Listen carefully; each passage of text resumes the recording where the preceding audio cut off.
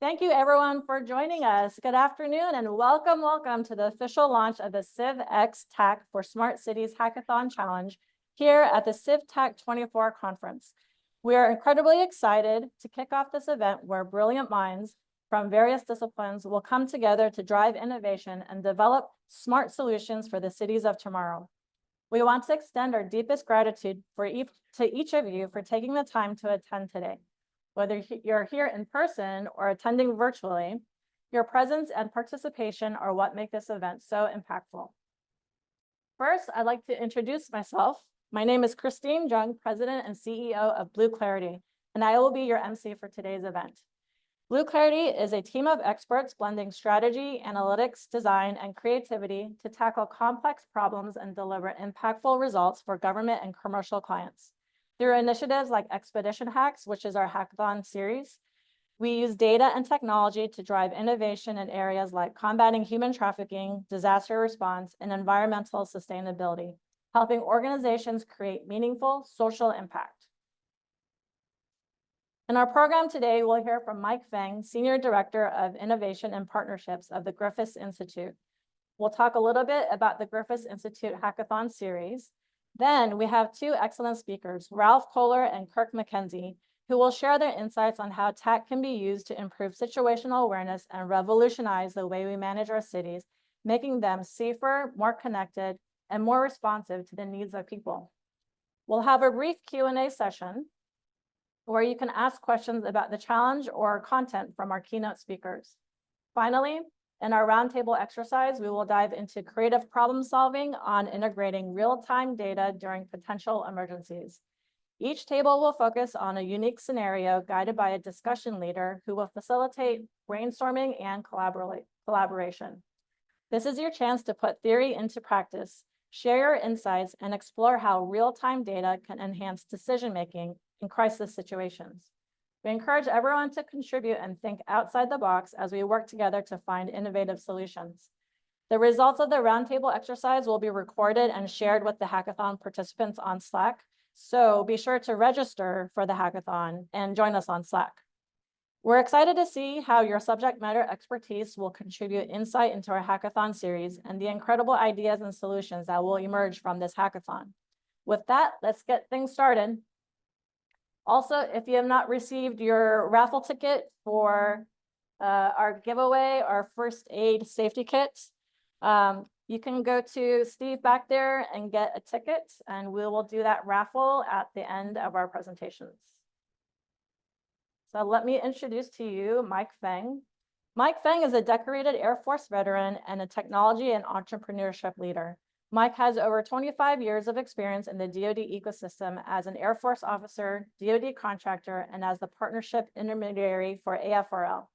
He has led large-scale government programs and corporate growth initiatives and has deep expertise in business development, particularly in dual-use startups and DoD innovation.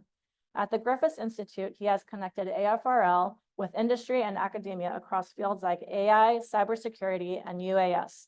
Please join me in welcoming Mike Feng of the Griffiss Institute.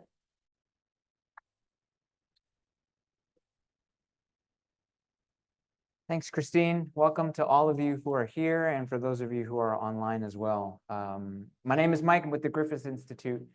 We are based in Rome, New York, which is about halfway between Syracuse and Albany in upstate New York. And we are working with NIST to create this project focused on smart cities. And over the series of these hackathons, which Christine will talk about in a moment, we're hoping to allow innovators like you and people who would participate with us to generate some very interesting ideas that could be applied in a smart cities environment. You might be thinking, why Rome? Why would this be happening at Rome? We do have a thought that Rome could be set up as a sort of a test bed for smart cities now and in the future. We recognize that we're not a big or sort of a dense urban city like New York City or Boston or Chicago.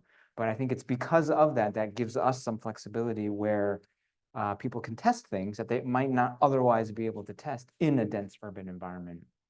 And then we can also leverage some of the assets that we have up in Rome. For example, we are one of the 7 national UAS test sites. In addition to just being able to test drones, there is a 50-mile fully censored corridor for beyond visual line of sight testing. We also have what's called the Sky Dome.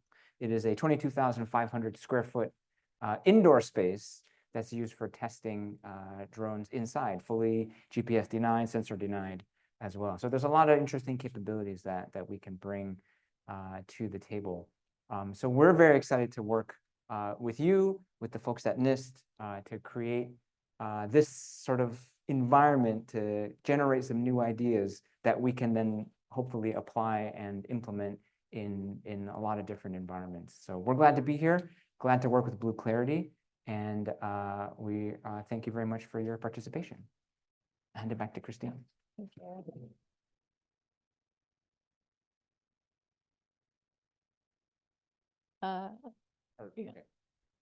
Okay, thank you for that wonderful message, Mike. With that introduction to the Griffiss Institute as a whole, let's talk about our first hackathon in this series with the Griffiss Institute. The CivTAK for Smart Cities Challenge is not just a competition, it's an opportunity to reshape the future of how we organize, secure, and manage large-scale public events. By leveraging advanced technology like TAK and CivTAK, we're inviting you to pioneer solutions that will transform real-time communication, enhance situational awareness, and create seamless operations. Imagine empowering event organizers, security teams, and public services with tools that allow them to handle everything from the earliest stages of planning to responding to unexpected crises quickly, intelligently, and efficiently. This challenge is more than just about technology, it's about creating a safer, smarter, and more connected world. This is just the beginning. Today marks the first in the launch in a series of hackathons led by Blue Clarity in partnership with the Griffiss Institute. Your innovation, creativity, and passion will shape the future of smart cities, and we can't wait to see the impact that you will make. Now that you have heard all about this grand competition, I'm sure you're wondering, how do I enter? Sign me up. The first thing you need to do is register for the competition on our challenge page, and you can see the QR code over there. Joining our Slack community will also help you stay up to date on everything. We've made it easy to participate by eliminating barriers to entry. Just submit a short 5-page paper and a brief 2 to 3 minute video to showcase your solution. The white paper should be no more than 5 pages, including the cover page. In this paper, introduce your proposed solution, talk about its potential impact, and share your dreams experience and describe what you expect the outcome to be. The 2 to 3 minute video should explain briefly your solution and its potential impact. Feel free to use visuals like charts, graphics, photos, or demonstrations to help explain your idea. Lastly, but perhaps most importantly, make sure you submit everything by the deadline, which is November 4th, 8 p.m. Eastern Standard Time. 5 semifinalists will be invited to participate in a virtual pitch event on November 14th, 2024, and one lucky winner will win $20,000. After this series of challenges, a winner circle will feature the winners of each of the hackathon events for live demonstrations in Rome, New York. I know what you're thinking, $20,000? I hope I can compete. To compete in the challenge, here's what you need to know. First, individuals must be US citizens or permanent residents and at least 18 years old. For organizations, you need to be a US-based company, meaning you're incorporated here and have your main office in the US. Teams can have up to 5 members. Foreign citizens can also join the challenge, but there are a couple of conditions. You either need to be on a team led by a US citizen or permanent resident who is 18 years or older, or you must work for a US-based company that meets the eligibility requirements. If you have any questions about the challenge, do not hesitate to ask a Blue Clarity staff member, send us an email, or start a discussion on our Slack channel. Next, we have our keynote speaker. It is my pleasure to introduce to you Ralph Kohler. Ralph is a senior advisor at the AFRL Air Force Research Laboratory Information Directorate, specializing in cutting-edge STEM research, focusing on bridging the gap between lab research and real-world applications. His work spans advanced radar algorithms, microprocessor design, dual use, and collaborative mobile technologies with a recent emphasis on the Android Team Awareness Kit, ATAK. Through his work, ATAK has become widely adopted across the DoD, federal agencies, international partners, and commercial industries. Ralph holds numerous prestigious awards and degrees, including an IEEE Fellowship, an AFRL Fellow Recognition, Air Force Engineer of the Year, and has deployed to various operational theaters. Ralph, the floor is yours. Thank you, Christine. TAK, highly capable, scalable, unlimited rights developed by the government as a dual-use application so that organizations like CivX and Smart Cities and the Colorado firefighters and the Polish city governments can use it to do coordination over geography in a seamless manner. It's developed for the Air Force and the DoD, but is widely available. Architected to work either in pretty much every communication system setup you could have, from disconnected, denied, intermittent, low bandwidth to Wi-Fi or tactical radios or civilian radios. It enables a wide variety of civilian and military missions. So map-based, TAK was ultimately originally designed for you and your friends to coordinate over geography, where coordinate starts out with, where are my friends? Moves to, what are they doing? And telling them what to do. And then eventually goes into the ability to build additional components for specific missions.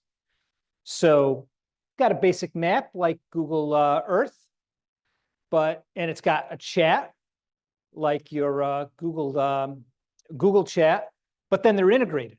You could also have all the basic things you want to do to measure over a map. And because mapping is really at its heart a dual use capability, we've separated the military situational awareness tools from the civilian ones by isolating the military components and plugins. So in the upper left here, you see somebody with ATAK parachuting. It turns out that being able to coordinate over geography with a smartphone is transformational if you want to jump out of an airplane, but it's also transformational if you want to drop a bomb, and it's also transformational if you want to fight fires, or if you want to search for lost hikers. Being able to coordinate over geography with a smartphone is fundamentally a transformational capability. TAK runs on a wide variety of platforms. Android is your most mature, robust plugin architecture. There's an iPhone application that's less mature. The server, which coordinates that functionality across all users in a very secure manner, with the ability to control who's on the network and what they can do, and federate across servers, and also isolate people on the same server so that they don't have to pay attention to a bunch of stuff they don't care about. There's also a web interface, WebTAK, which comes bundled with TAKServer. So you don't really need a phone at all or a PC to use it. You just need a web interface. And then, of course, the plugin architecture, where we have between DoD and civilian uses, we have over 250 plugins that we know of. But in fact, a bunch of people write plugins that we hardly ever hear about. And I've seen other countries with, a dozen plugins I've never seen on even the government Play Store. So from a connectivity perspective, we go from Wi-Fi and cellular and Bluetooth to the most esoteric of military radios that are high bandwidth, but also a wide variety of low bandwidth systems that go either over the horizon through satellites or off-grid radios. Gotenna, Beartooth, and Meshtastic come immediately to mind. So you can communicate with your friends in a wide variety of standard ways without a lot of fuss. Your user interface is pretty much universal.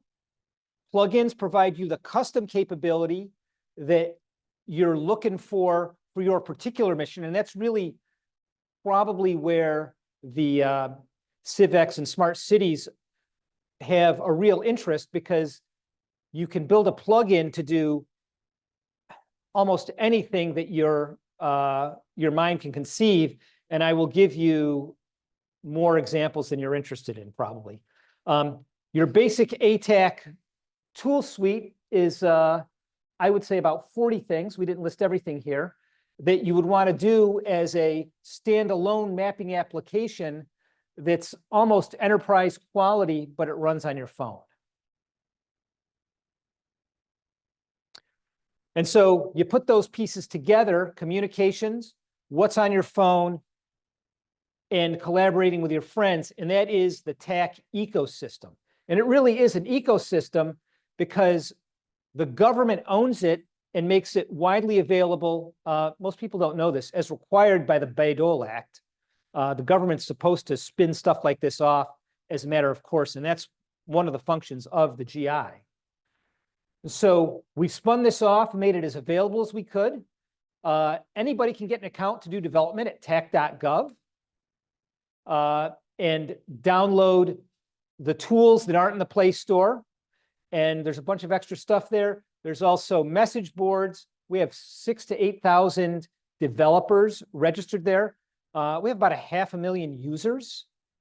And this is important if you're thinking about what you want to do for a CivX application to really make an impact. Metcalfe's law from telecommunications says that the value of a communications device is proportional to the square of the number of users. And so if you build a one-off thing, well, you give it to a few people and it works, but it doesn't get a huge audience, so it doesn't create great value. And that's why Facebook and Google and Apple are successful, because they leverage that Metcalfe's law to get a lot of people together. And that's why, from a CivX perspective, TAK is an ideal vehicle. This actually is from a presentation I gave a decade ago that one of our Polish participants in the CivTAK conference reminded me of this morning. This is a kind of a fun document that shows how you have many horizontal markets for TAK, from premier international defense, all fictional, to backpacking and hunting and field research for keeping track of animals. And actually, we see a fair bit of use of ATAK tracking animals in Africa. So there are a wide variety of obvious uses. And for CivX, there's a bunch of additional ones that I don't have charts for because I need a month to approve charts. So I'm just going to talk about them. This is my contact information. So let's talk about what sort of things you could do with ATAK for CivX. They come in 3 basic categories as I see it: products, services, and I'll say machine learning applications. So services, you have things in TAK now like Mattermost and Wicker, but you could add your own if that's something that you have. Geolocation services, there's a bunch of geolocation services provided. There's a couple of companies here today doing geolocation services in ways that your GPS doesn't support. 911 and dispatch, you know, there's a lot of tools, each in a separate vertically integrated market for 911 capabilities. AFRL has built a CAD front end for TAK, and we'll make that available for free to anybody who wants to use it, and integrate computer-aided dispatch services for law enforcement or fire or ambulance or emergency or whatever else you want to do. We've also done search and rescue framework architectures so that you We've done all the hard stuff for you so you can add your own algorithms for search and rescue or integrate it with TAK in various ways. And we saw the Colorado COTAK people this morning presenting something related. There's data sharing of all sources. You know, there's thousands of geographic databases out there, real time and non-real time. Another thing we talked about today was forest fires. You know, there's a lot of data on forest fires. You could easily integrate that with TAK and make that available to the civilian communities. Products. Of course, drones are an easy one. Radios are easy. Sensors are easy. We see all of those done all the time, and they all add value to the CivX concept. I want to point out one kind of combination sensor comm system, though. Meshtastic, $75 radios. I bought mine off of Etsy. Provide a mesh, export to the internet, integrates with TAK. And a friend of mine at this year's Coachella used a bunch of them to track the buses, for instance. In fact, they used TAK to coordinate all of Coachella, which I find astounding. And so, well, smart cities, is Coachella a smart city? For 6 weeks, I guess it is. But you can integrate sensors with comm systems at a low cost to do a bunch of different innovative things with for this program. Also reporting, automated reporting from different systems. From a machine learning perspective, AFRL has developed a machine learning framework for TAK, and we've implemented that also in the video tools. So if you use the UAS tool, we provide a stock machine learning trained tool to identify stock objects. But you could change that to be whatever you want. We've done, for instance, people lying on the ground for the marathon, the Air Force marathon a couple of weeks ago, find people who have fallen. Or you could look for people with guns, or you could look for street lights that are out. The fact is, you can do whatever you want with that machine learning model. You can also bring other machine learning tools in to TAK because it's a great way to visualize on the move things that are going on in the world that you've done through machine learning. We and several others have also done large language model integration, so you can talk to TAK. BBN has a demo of that downstairs today. And AFRL is also, you know what, you can't use that for November, so we'll wait on that. And there are several ways you can monetize your approach as well. Roughly, you want to sell a product that integrates with TAK, makes it available to the sort of people who are using TAK, and makes your product more capable. And probably also lifts some of the burden of integration as well. Or you can sell services or access to data. Those are the two core ways that companies that do integration with TAK for commercial purposes make money. We also do a fair bit of audio integration. There's a half a dozen ways you can integrate audio with TAK for various comm systems. Biometrics, accountability, mixed virtual and real-time system reality, and integrating. Okay, good.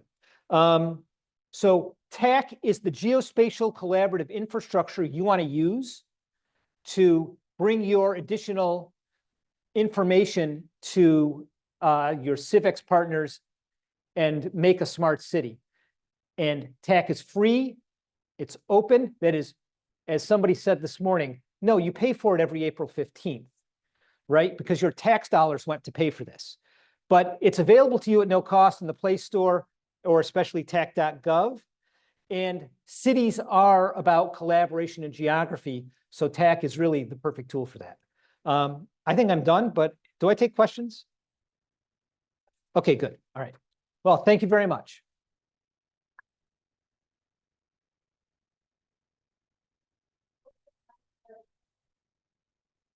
Right. There will be a time for Q&A at the end of this, so think about what questions you want to ask. And then for the people online, we have someone curating the questions, so feel free to drop those in the Q&A box. So thank you, Ralph, for sharing all those insights with us. Just so everyone knows, in the near future, we will host a webinar to do a deeper dive into the TAK platform. since there's also a lot of people that may not be familiar with it. The people at this conference maybe, but I know that a lot of people online maybe not. So we're going to share what's available on the TAK platform, maybe vendors that are available. So if you're a vendor in the room and you would like to do something educational for this hackathon, please let us know, and we can talk about how you can get folded into the mix. So for everyone else who wants to know more about TAK, please monitor Slack for the date and time. Next, we have Kirk McKinzie. He's our other keynote speaker. Kirk McKinzie is a retired fire captain and smart first responder technologist. He's a 35-year fire service veteran and partners with international teams focused on next-gen solutions. He functions as an adjunct professor, subject matter expert, advisor, and author to government, enterprise, and academia. Please welcome Captain Kirk McKinzie.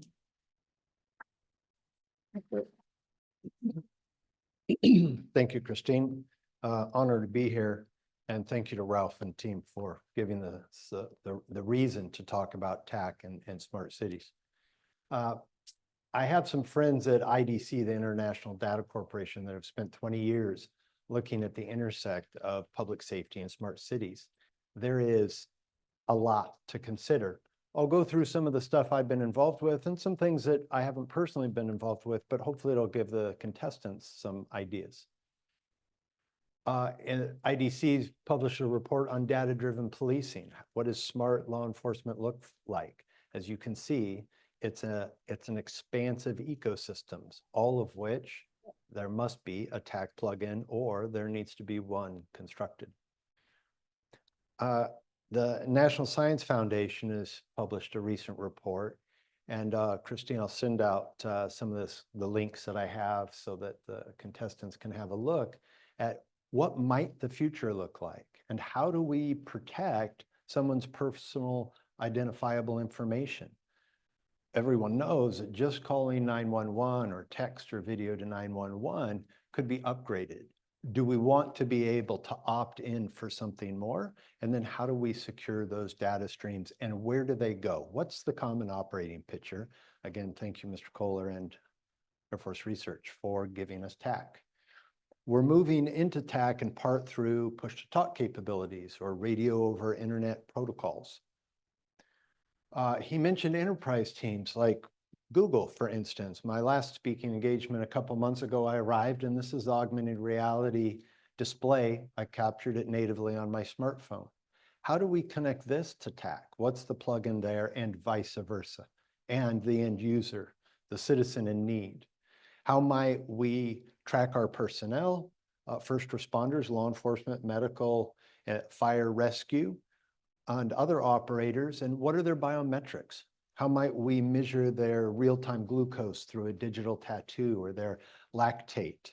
And what's their heart rate in relationship to their last medical exam? Is it approaching? Is it in the green, yellow, orange, or red of their max known heart rate?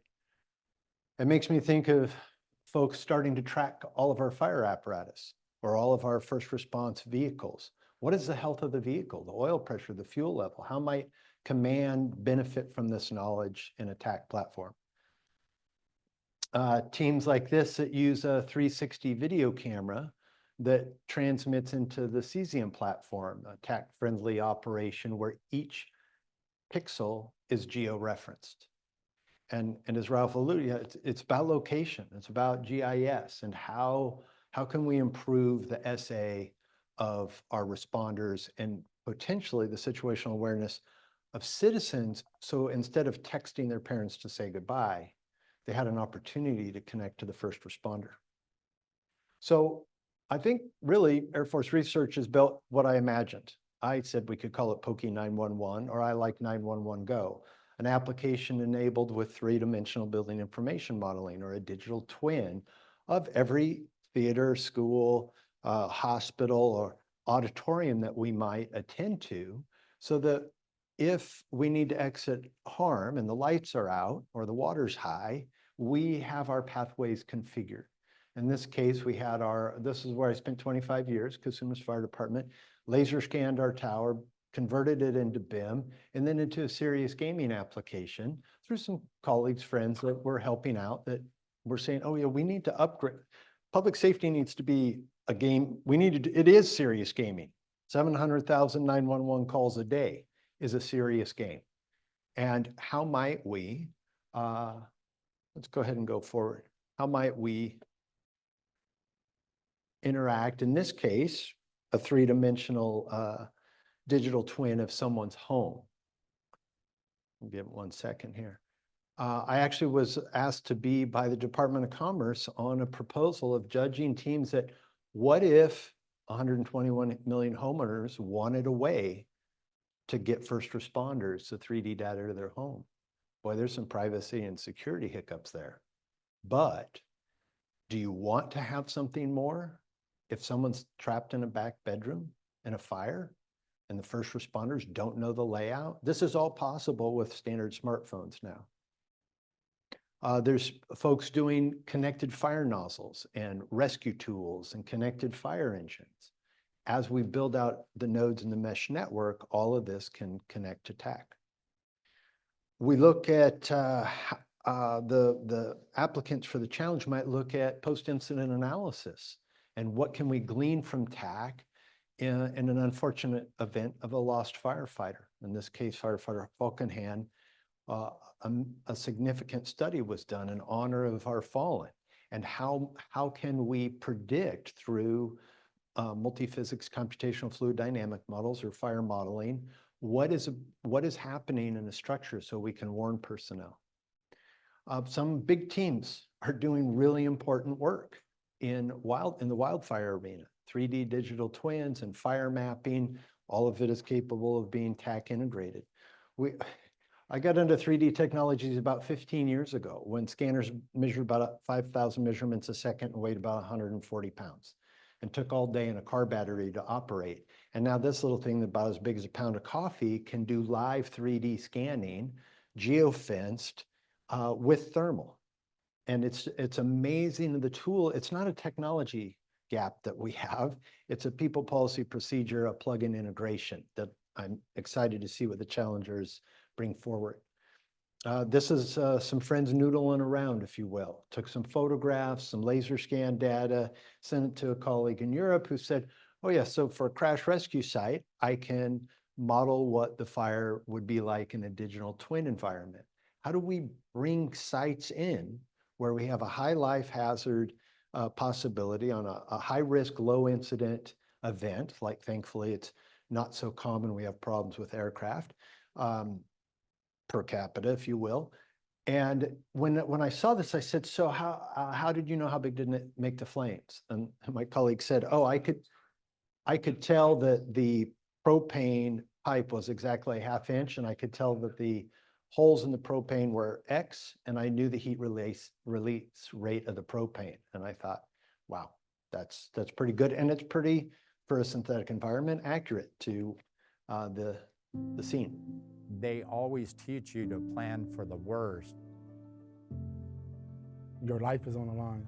Of course you want to be 100% sure, especially before you send your guys into a hostile situation.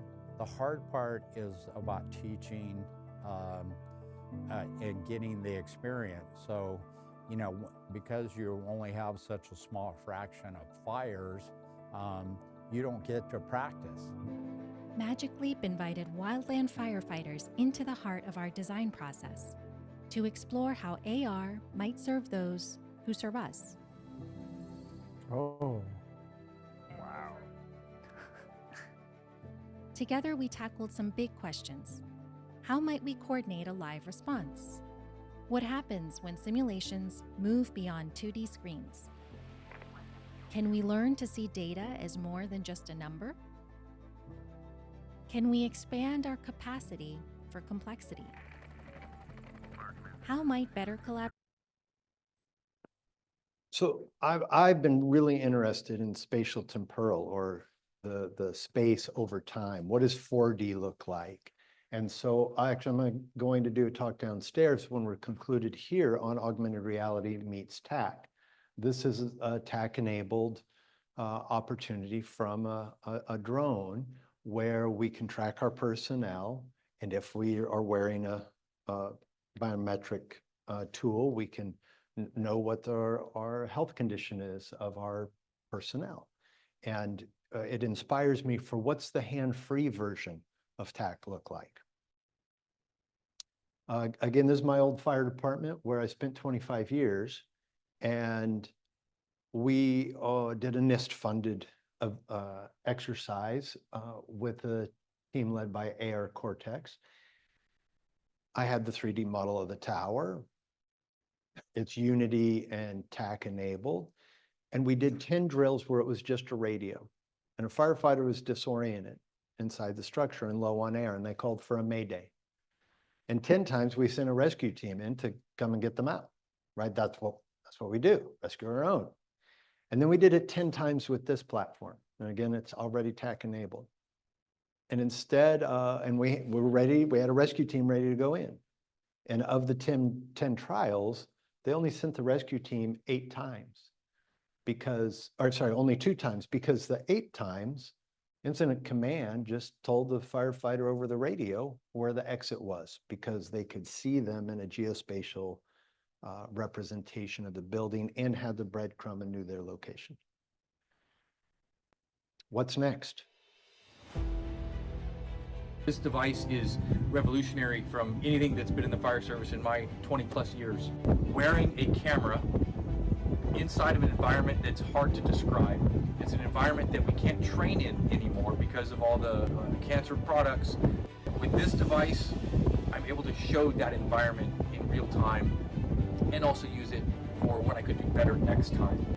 Along the body cam side of it, we're live streaming from our helicopters. Why can't we do it from the inside? It's helmet mounted, and so obviously where the head goes, the body goes, so it's intuitive. It takes that old thermal imaging camera thing to the next level where having hands-free allows you to be more functional inside of the facility. Being able to see those lines and things where you can identify doors and windows, things that we used to have to do by hand, makes a big difference. I think it'd be a great advantage to any fire department who actually deploys it. I can actually now look and I can scan as if I didn't actually have anything in front of me. And I can actually see things inside of a dark or smoky environment that normally I wouldn't be able to see. User friendliness, which is something I found today was impressive. I didn't have to be instructed on how to operate it. With only having 3 buttons as a choice, it's pretty easy to figure out. From an incident manager, I can prompt them to look at something that I might have seen or that I want to see. And then again, that'll aid in either the suppression efforts, the mitigation efforts, and the overall safety of being able to recognize that early and or confirm that yes, that's truly what I'm seeing. Being able to see what's happening, being able to track where I was, what happened. I might be able to rescue you because they can see it happen. They can pin it back to right where you were. Having the location ability, being able to track who's where is a huge part of what the fire service doesn't have or has very minimal of. This has kind of always been the vision of where I thought things would go, and it probably has other aspects too that can be utilized in other arenas, not just firefighting.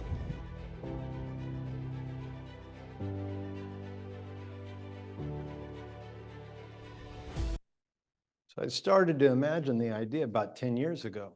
What if we built Iron Man, right? We need 911 Go, or TAK in this case, CivTAK, for the 700,000 people that call 911 every day in America. And then we need to enable first responders with something that's next. I just did a study with a large agency and asked them, the personnel, what do you want? They said, we want radio over internet protocol. We want drones and robotics. They want personnel location. More than 1/3 of them want extended reality. And then almost 20% said we want AI decision support tools. And this makes me really interested in, okay, what's next with TAK? If I'm thinking, you know, a year or 2 or 3 years down the road, what's 5, 10, or what's 20 years down the road for TAK look like? We'll have connected vehicles that'll help power TAK out at the edge. Virtually all the communication providers are already building mobile infrastructure that used to be a 50-foot long trailer. I used to have one parked next to my fire engine in the fire station. And we had to have a special driver. It was a Class A license only to get this thing out the door. And it took like governor's approval.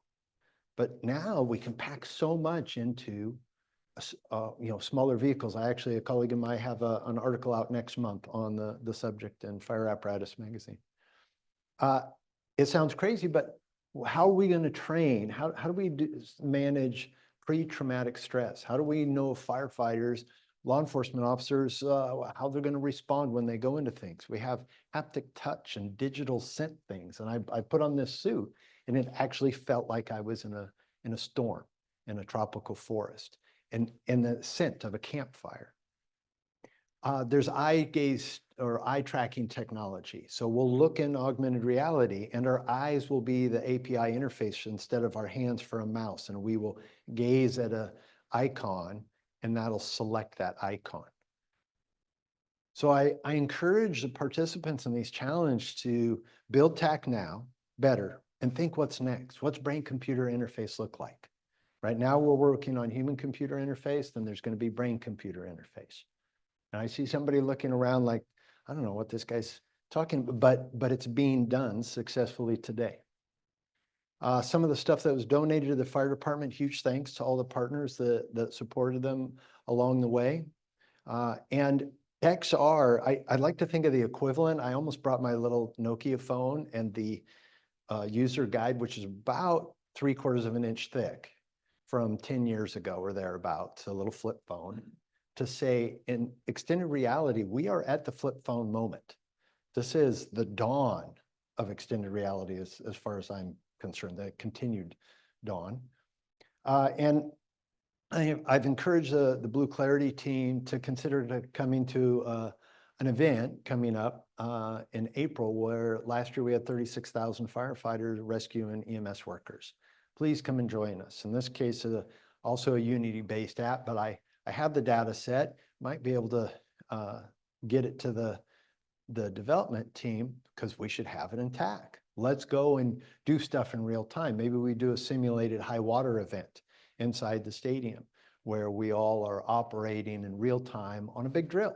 And we have thousands of people that we want to look after. Or maybe we have a simulated wildfire. We could bring in some digital smoke or some synthetic smoke machines and give the odor of wildfire there in the arena. This is the TAK-enabled plug-in ARES, or Emergency Response Information Center, running last year with the 3D data of the stadium, and that's the location of the different vendors. AT&T, they'll be pretty important on this, AT&T FirstNet. And when I look up from the map view, I'm able to place simulated fire throughout the stadium and say, oh, we have a terrorist attack. Truck 1, you're on scene, give us a condition report.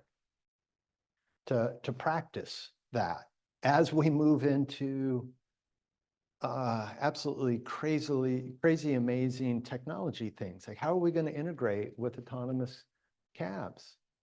I first rode in one about 6 years ago. It was driver assisted, and I thought it was pretty good. And then 2 months ago, I went back and hailed one because I needed to go to a firehouse in San Francisco, and it picked me up. And I used to drive a limo, and I drove a fire engine for 18 years. And I don't think I've been in a smoother ride. And its computer vision was mapping all the people and bicycles and everything along the road. There is a risk. I'm not saying there's no risk, but how is TAK gonna interface with our autonomous systems? They've run already 2 million paid rides. Next. And on AI, please look at some of the history with NASA JPL on a program called Audrey. How do we move to yet another generation? And it might not be one common operating picture. It might be a platform or systems of systems, but there'll be multiple screens, like Mission Control, where I was not long ago. There's computer vision that's going to come with this. What if we could bring this real time at the edge or natively for the first responders?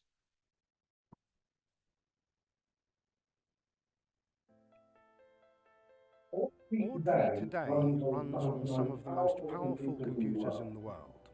But as computers develop and Audrey becomes more optimized, this is going to move down closer and closer to the edge of where people interact with technology. First of all, it's going to be perhaps on the fire engines themselves and the vehicles. Then it'll be on the first responders' equipment, and then perhaps for people at home, it's in their house and all around them. When first responders are attending an emergency, Audrey can be an extra set of eyes and ears with a perfect memory and the ability to see through smoke or fire, derive temperature from heat haze, and other capabilities that computers can just do better than us.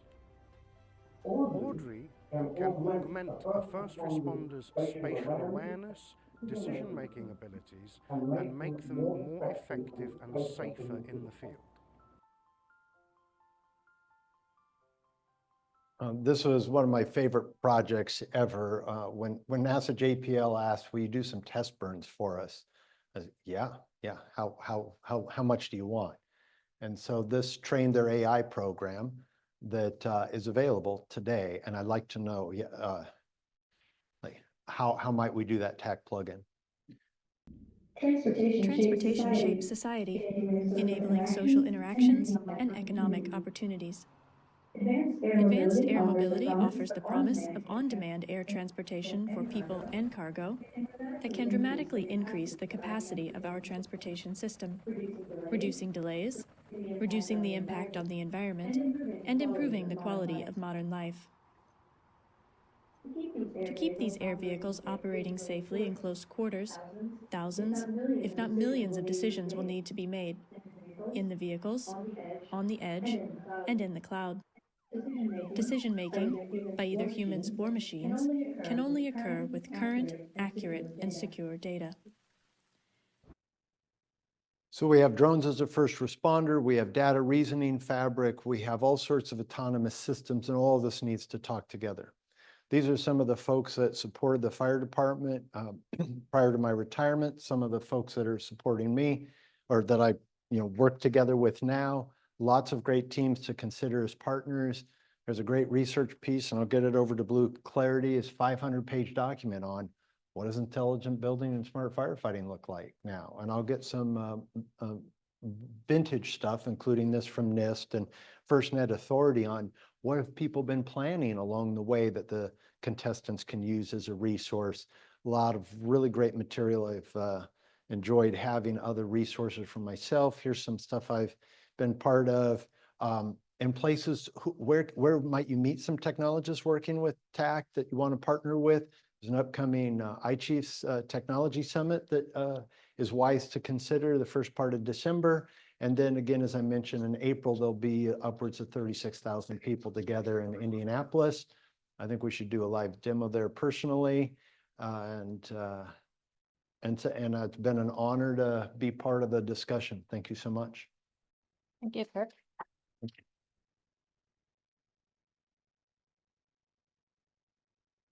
Okay, so let's summarize what we heard today. We heard what is TAK from Mr. Ralph, and we heard different technologies that are available in terms of public safety and technology together from Captain Kirk. So there's going to be a lot of discovery that you're going to be doing and trying to figure out where to start. So I would suggest thinking about who your end user is first, and then think about, what is TAK, how would TAK support that? How do the different technologies support that? Thank you for joining us today. If you're interested in learning about more about the TAK for Smart Cities Hackathon series, we encourage you to connect with us. If you are joining us in person, we'll reconvene in this room at 3:30 for the roundtable exercise, where we'll roll up our sleeves and dive into some hands-on activities. Just as a reminder, each table will tackle a different scenario with a discussion leader at each table to guide brainstorming and collaboration. It's a unique chance to collaborate with subject matter experts from various disciplines, allowing you to exchange ideas and explore creative solutions with leaders in their fields. If you are joining us online, we'll share the results of the roundtable exercise on Slack soon. And with that, we'll take a short break to refresh and recharge. Feel free to grab coffee out there, connect with others, and stretch your legs. Thank you, everyone.